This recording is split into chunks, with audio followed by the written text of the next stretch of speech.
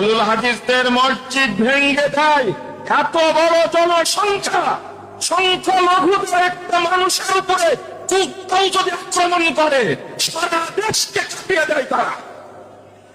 আহলুল হাদিসদের মসজিদ ভেঙে খানখান করা হয়, অন্য ইসলামী দল শয়তানের মতো চুপ থেকে একটা প্রতিবাদ করে না, আহলুল হাদিসরা প্রতিবাদ করতে পারে না।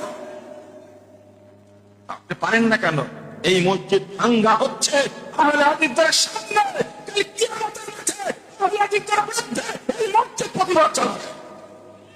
এই মাজার পূজারী বেদাতি পথভ্রষ্ট এই বাংলাদেশের পেট পূজারী ওলামা সব আহলে হাদিস মসজিদের উপর আক্রমণ করে, আহলে হাদিসরা কোনো প্রতিবাদ করে না।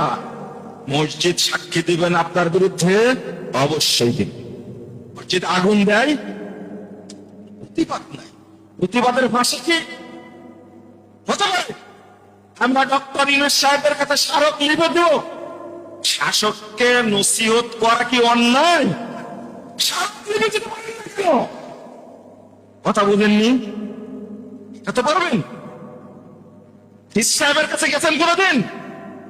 ডিসি সাহেব, মসজিদ ভেঙে গেছে, পুনরায় যদি তৈরি না হয় আপনার ডিসি গিরি সাইজ করে দেবো আমরা ইনশাআল্লাহ।